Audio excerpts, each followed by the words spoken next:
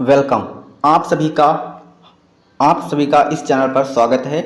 तो आज हम देखेंगे class one high court Allahabad high court की ग्रुप सी और ग्रुप डी के लिए जो जीके जिस पूछा जाएगा, तो उसका प्रीवियस ईयर पेपर हम प्रीवियस पेपर इसको लेकर इसको डिस्कस करेंगे आज। तो इसमें देखेंगे कि किस तरह से क्वेश्चन पूछे जाते हैं, इसको हम डिटेल में देखेंगे। क्वेश्चन देखेंगे, उसके बाद उसके जो इंपॉर्टेंट फैक्ट्स हो सकते हैं तो उनको देखेंगे। तो आज पहली क्लास हम देखेंगे। तो यदि आपको इलाहाबाद हाईकोर्ट ग्रुप डी से रिलेटेड स्ट्रेटजी या बुक लिस्ट या आपको पेपर पैटर्न के बारे में जानना है तो इससे पहले वीडियो अपलोड हो चुका है ये वाला, तो ये वाला आप वीडियो देख सकते हैं। अगर पेपर पैटर्न या आपको स्ट्रेटजी या मैंने किस तरह से पेपर निकाला था इसके बारे में जानना है तो आप इस वीडियो को देख सकते हैं। ये आज सुबह अपलोड हो चुका है। और यदि आपको फॉर्म भरने से रिलेटेड किसी प्रकार की कोई प्रॉब्लम है तो आप ये वाला वीडियो भी देख सकते हैं, ये वाला भी अपलोड हो चुका है। तो ग्रुप सी और ग्रुप डी स्टेनो वगैरह संपूर्ण जानकारी इसमें दी गई है। तो इसके बाद हम आपको, और फिर भी यदि आपको कोई भी दिक्कत या परेशानी हो तो आप प्लीज़ कमेंट अवश्य करें, हम आपके कमेंट को अवश्य रिप्लाई करेंगे। तो आगे हम देख लेते हैं। यदि आपको हमारे बारे में जानना है तो हम आपको बता देते हैं। मैं ग्रुप डी में सिलेक्ट था, तो उस समय मैं सीतापुर डिस्ट्रिक्ट कोर्ट में था। तो ये मेरा डिस्ट्रिक्ट कोर्ट है और ये मैं हूँ। और उस वक्त मैं आपको अपना रिजल्ट भी दिखा देता हूँ। तो ये मेरा आशुतोष जायसवाल और ये ग्रुप डी, ये मेरी पोस्ट थी।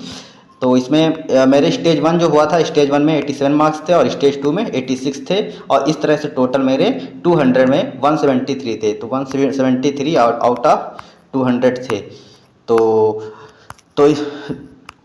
तो हम आज क्लास को स्टार्ट कर लेते हैं। तो यदि आप चैनल पर पहली बार आए हैं तो चैनल को सब्सक्राइब कर लेंगे तथा अपने साथियों के साथ शेयर कर देंगे। तो आज हम पहली क्लास के अंतर डिस्कस कर लेते हैं, जीके जीएस की क्लास वन प्रीवियस ईयर। तो चलो शुरू कर लेते हैं इसी के साथ ही। तो आज हम देखेंगे पूरी तरह से प्रैक्टिस सेट ये वन होगा और हम डेली प्रैक्टिस सेट करेंगे और हम नए क्वेश्चन लाने की कोशिश करेंगे। जिस तरह से इसका पैटर्न है और इसके जो क्वेश्चन पूछे जाते हैं, क्योंकि मैंने जो पेपर दिया है तो इसको बहुत ढंग से एनालाइज किया है। तो उसके अनुसार जो एक्सपेक्टेड क्वेश्चंस हो सकते हैं वो मैं सारे क्वेश्चन कराऊंगा। तो आप इस चैनल से जुड़ जाइए जल्दी और अपने साथियों के साथ शेयर कर दीजिए।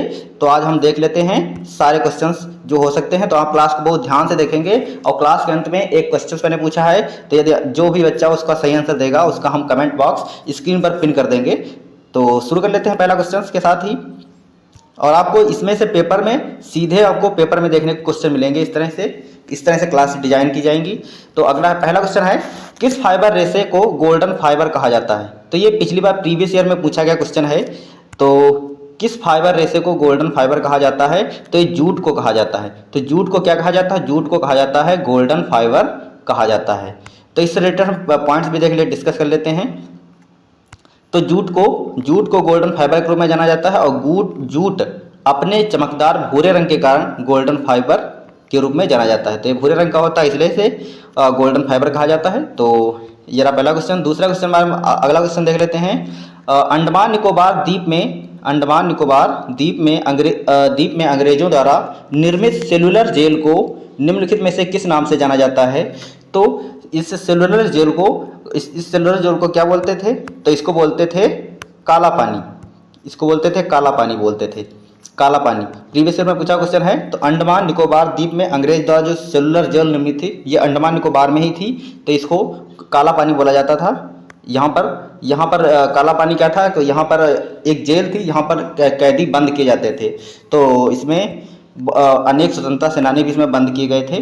तो काला पानी अंडमान निकोबार में सेलुलर जेल को कहा जाता है, सेलुलर जेल को। अगला क्वेश्चन है, तो इसका हम फैक्ट देख लेते हैं। तो अंडमान और निकोबार द्वीप में अंग्रेजों द्वारा निर्मित सेलुलर जेल को क्या कहा जाता है? तो काला पानी कहा जाता है। अगला है, भारत में राज्यसभा का सदस्य एक पूर्ण सदस्य कितने वर्षों के लिए चुना जाता है? भारत में राज्यसभा का एक पूर्ण सदस्य कितने वर्षों के लिए चुना जाता है? तो ये 6 वर्षों के लिए चुना जाता है। राज्यसभा में कोई भी सदस्य जो है तो वो 6 वर्षों के लिए चुना जाता है। तो इससे रिलेटेड हम फैक्ट सारे देख लेते हैं। तो पहला है, राज्यसभा के सदस्य का कार्यकाल 6 वर्ष का होता है। आप सभी को पता है कि जो भी सदस्य चुना जाएगा तो अगले 6 वर्ष तक अपने पद पर रहेगा। और राज्यसभा या इसको इसको और किस नाम से जानते हैं तो राज्यसभा भी कहते हैं, राज्य परिषद भी इसको कहते हैं, या उच्च सदन भी इसको कहा जाता है। राज्यसभा एक स्थायी निकाय है, मतलब इसका विघटन नहीं होता है, ये विघटन के अधीन है, इसका विघटन नहीं होता है। एक तिहाई सदस्य हर दूसरे वर्ष सेवानिवृत्त होते हैं और उनकी जगह नए सदस्य चुने जाते हैं। अगला है भारत का उपराष्ट्रपति राज्यसभा का पदेन अध्यक्ष होता है। तो भारत का जो उपराष्ट्रपति होता है वो राज्यसभा का पदेन अध्यक्ष होता है। संविधान के अनुच्छेद 80 में राज्यसभा की अधिकतम संख्या 250 है। तो राज्यसभा को पता है, राज्यसभा जो है वो अनुच्छेद 80 में दिया गया है और उसमें कुल मिलाकर कुल सीटें जो हैं 250 हैं, जिसमें 12 सदस्य राष्ट्रपति द्वारा मनोनीत किए जाते हैं। परंतु वर्तमान में इतनी सीटें नहीं हैं। तो राज्यसभा में वर्तमान में कितनी सीटें हैं तो 245 सीटें हैं, जिस पर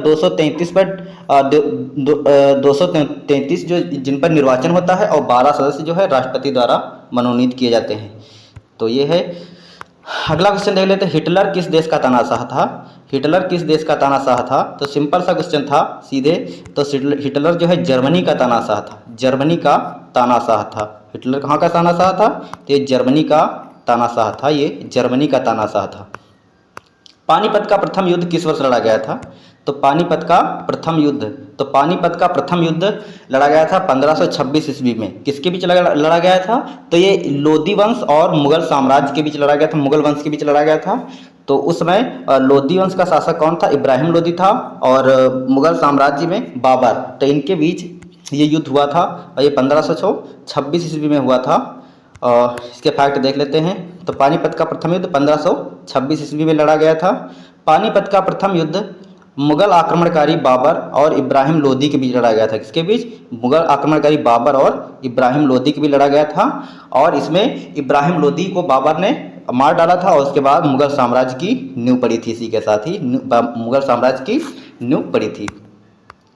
अगला है अतुल्य भारत किस संगठन की टैगलाइन है? अतुल्य भारत किस संगठन की टैगलाइन है? तो अतुल्य भारत ये भारतीय पर्यटन की जो कि भारतीय पर्यटन मंत्रालय के अधीन आता है, तो इसकी टैगलाइन है, भारतीय पर्यटन की टैगलाइन है अतुल्य भारत।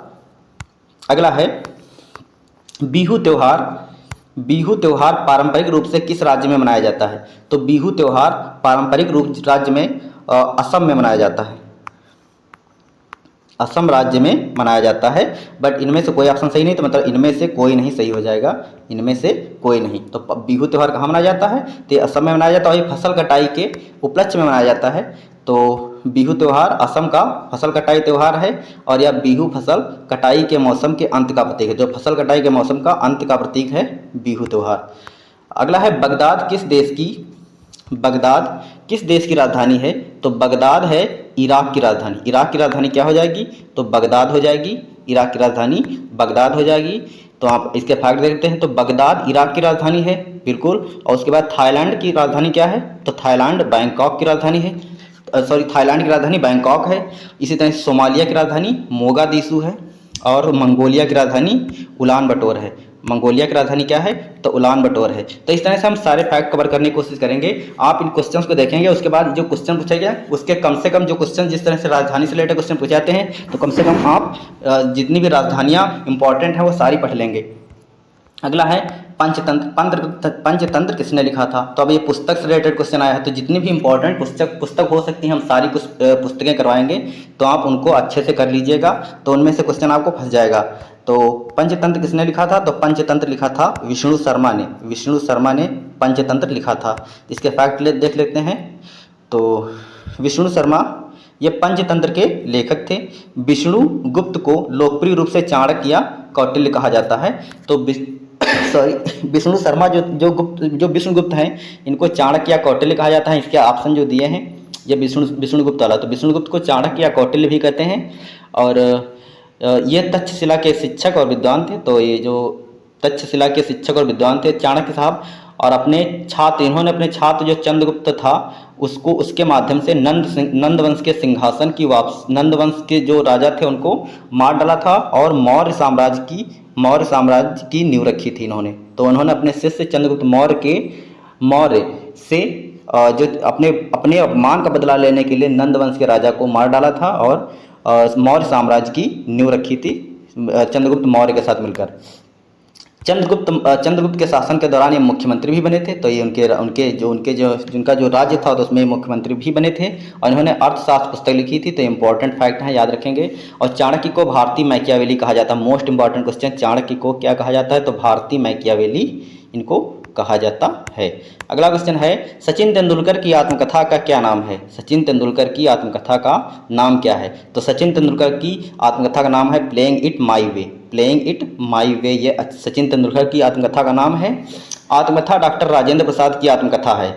विंग्स ऑफ फायर ये एपीजे अब्दुल कलाम की जो पुस्तक है। और माई कंट्री माई लाइफ ये लाल कृष्ण आडवाणी की पुस्तक है। तो इसका सही आंसर क्या हो जाएगा? सचिन तेंदुलकर की आत्मकथा का नाम क्या है? तो प्लेइंग इट माई वे, यह सचिन तेंदुलकर की आत्मकथा का नाम है। इसके फैक्ट देख लेते हैं। Wings of fire APJ Abdul Kalam की पुस्तक है। आत्मकथा डॉक्टर राजेंद्र प्रसाद की पुस्तक है, आत्मकथा ही है उनकी। और माई कंट्री माई लाइफ ये लाल कृष्ण आडवाणी की पुस्तक है। अगला क्वेश्चन देख लेते हैं। अकबर के दरबारी सदस्य बीरबल का वास्तविक नाम क्या था? तो बीरबल का वास्तविक नाम सदस्य था महेश दास। महेश दास इनका वास्तविक नाम था बीरबल का। ये क्वेश्चन प्रीवियस में पूछा हुआ है। अंतर्राष्ट्रीय महिला दिवस कब मनाया जाता है? अंतर्राष्ट्रीय महिला दिवस कब मनाया जाता है? तो ये 8 मार्च को मनाया जाता है। तो आप दिवस से रिलेटेड जितने भी क्वेश्चंस बन सकते हैं, जो इंपॉर्टेंट, हम सारे क्वेश्चंस कराएंगे अगली कक्षाओं में, तो आप उनको ध्यान से देखेंगे और टॉपिक वाइज करवाएंगे इनको। तो 8 मार्च को अंतर्राष्ट्रीय महिला दिवस मनाया जाता है। अगला क्वेश्चन है, इसके फैक्ट देख लेते हैं। तो 1 मार्च को मोस्ट इंपॉर्टेंट है, ये शून्य भेदभाव दिवस मनाया जाता है। 1 मार्च को क्या मनाया जाता है? तो शून्य भेदभाव दिवस मनाया जाता है। 3 मार्च को मनाया जाता है विश्व वन्यजीव दिवस। और 11 फरवरी को मनाया जाता है राष्ट्रीय महिला दिवस। 13 फरवरी को राष्ट्रीय महिला दिवस मनाया जाता है। ये किसके जन्म दिवस के उपलक्ष्य में मनाया जाता है? ये आप कमेंट बॉक्स में इसका उत्तर जरूर देंगे। प्लीज़ आप इसको ध्यान से देखिएगा। 13 फरवरी को राष्ट्रीय महिला दिवस किसके जन्म के उपलक्ष्य में मनाया जाता है? 24 जनवरी को राष्ट्रीय बालिका दिवस मनाया जाता है। इसी तरह से 11 अक्टूबर को अंतर्राष्ट्रीय बालिका दिवस मनाया जाता है। 11 अक्टूबर को अंतर्राष्ट्रीय बालिका दिवस मनाया जाता है। अगला क्वेश्चन देख लेते हैं। किस मुगल शासक को यह ज्ञात है कि उसने अपने न्याय को सुनने के लिए अपने न्याय की सुविधा के लिए एक बेल ऑफ जस्टिस, न्याय की गारंटी स्थापित किया था? तो न्याय की जंजीर के लिए कौन जाना जाता है? तो इसको बोलते हैं न्याय की जंजीर लगवाई थी, ये जहांगीर साहब थे। न्याय की जंजीर इन्होंने अपने राज्य में जो है वो अपने जो उनका जो महल था वहाँ से बाहर न्याय की जंजीर लगवाई थी। यदि कोई भी सताया हुआ इंसान जो किसी व्यक्ति द्वारा सताया गया है वो न्याय चाहता है, तो वो जंजीर को खींचकर दरबार में प्रवेश पा सकता था। तो इन्होंने न्याय की जंजीर लगवाई थी। तो ये कौन थे? तो ये जहांगीर साहब थे। तो ये जहांगीर ने ये काम किया था, जहांगीर। अगला है बिट 1 बाइट के बराबर होता है। तो 8 बिट मिलकर 1 बाइट का निर्माण करते हैं। तो 1 बाइट बराबर कितना होता है? 1 बाइट बराबर होता है 8 बिट। 8 बिट के बराबर होता है 1 बाइट। 1 बाइट 8 बिट के बराबर होता है। निम्नलिखित में से किस भारतीय ने साहित्य का नोबेल पुरस्कार जीता है? तो ये रविंद्रनाथ टैगोर साहब थे। तो रविंद्रनाथ टैगोर ने साहित्य का नोबेल पुरस्कार जीता है। और ये साहित्य का नोबेल पुरस्कार 1913 में रविंद्रनाथ टैगोर ने गीतांजलि पुस्तक के लिए जीता था, गीतांजलि के लिए।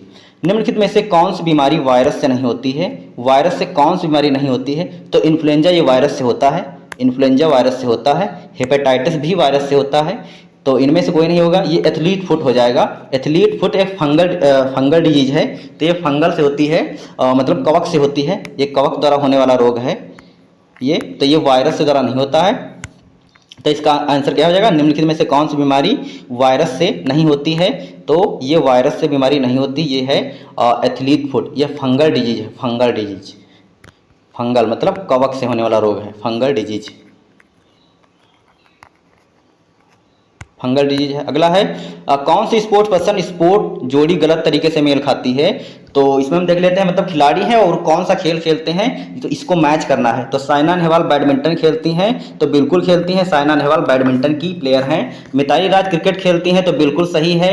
10,000 अंतर्राष्ट्रीय में 10,000 रन बनाने वाली पहली भारतीय महिला है मिताली राज, तो मिताली राज क्रिकेट बिल्कुल खेलती हैं। साक्षी मलिक जी टेनिस नहीं खेलती हैं, साक्षी मलिक टेनिस नहीं खेलती हैं। साक्षी मलिक ये रेसलर हैं, ये पहलवान हैं, तो साक्षी मलिक का मिलान गलत है। तो साक्षी मलिक किसमें हो जाएगा, गलत आंसर।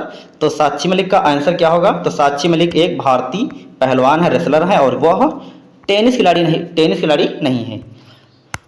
अगला क्वेश्चन है, किस शासनकाल को मुगल वास्तुकला का स्वर्ण युग कहा जाता है। तो मुगल वास्तुकला का स्वर्ण युग किसको कहते हैं, तो ये आप जानते हैं, ताजमहल जिसने बनवाया था उसी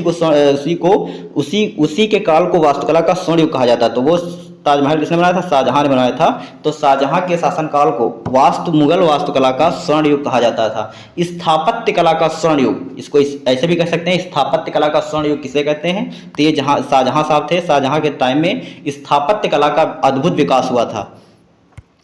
अगला है, आईएएस का पूर्ण रूप क्या है। तो फुल फॉर्म भी कुछ पूछे जाते हैं, तो हम सारे फुल फॉर्म कराएंगे जो हो सकते, जो सारे इंपॉर्टेंट होंगे।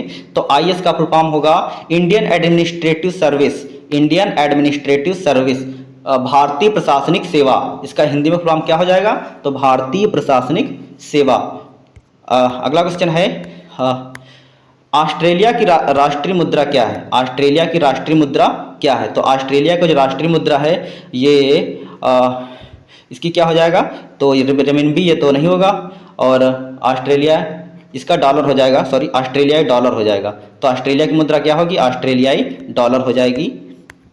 भारत में केंद्रीय मंत्रियों को किसके द्वारा नियुक्त किया जाता है। तो भारत में केंद्रीय मंत्री, जितने भी मंत्रियों की नियुक्ति का काम होता है वो सारा काम राष्ट्रपति साहब करते हैं। तो राष्ट्रपति केंद्रीय मंत्रियों की नियुक्ति करते हैं, लेकिन केंद्रीय मंत्रियों की नियुक्ति किसकी सिफारिश पर करते हैं, तो प्रधानमंत्री की सिफारिश पर करते हैं। प्रधानमंत्री अपनी लिस्ट बनाकर देते हैं कि इन मंत्रियों को, इन लोगों को मंत्री बनाना है, और राष्ट्रपति उनको मंत्री के रूप में नियुक्त कर देते हैं। तो भारत में केंद्रीय मंत्री किसके द्वारा नियुक्त किए जाते हैं, तो राष्ट्रपति के द्वारा, लेकिन किसकी सिफारिश पर किए जाते हैं, तो वो हो जाएंगे प्रधानमंत्री। तो दोनों क्वेश्चन इंपॉर्टेंट हैं, ध्यान रखेंगे आप, प्रधानमंत्री। अगला क्वेश्चन है, की कमी से के कारण रिकेट्स रोग होता है। तो आपको बताना है कि किस विटामिन की कमी से रिकेट्स होता है, तो ये विटामिन डी हो जाएगा। विटामिन डी की कमी से कौन सा रोग होता है, तो रिकेट्स होता है। विटामिन डी की कमी से रिकेट्स नामक रोग होता है। आपको बताना है विटामिन डी का रासायनिक नाम क्या है। विटामिन ए का नाम है रेटिनॉल। विटामिन ए का रासायनिक नाम क्या है, तो रेटिनॉल है। विटामिन बी का क्या नाम है, तो विटामिन B1 का नाम है थायमीन, और विटामिन B6 का नाम है राइबोफ्लेविन। आपको बताना है कि विटामिन डी का रासायनिक नाम क्या है। स्टैच्यू ऑफ लिबर्टी कहाँ स्थित है, तो स्टैच्यू ऑफ लिबर्टी कहाँ स्थित है, तो ये संयुक्त राज्य अमेरिका में ही स्थित है। स्टैच्यू ऑफ लिबर्टी कहाँ है, तो संयुक्त राज्य अमेरिका में स्थित है। ये ऑप्शन नहीं होंगे, तो संयुक्त राज्य अमेरिका में स्थित है, USA में स्थित है स्टैच्यू ऑफ लिबर्टी।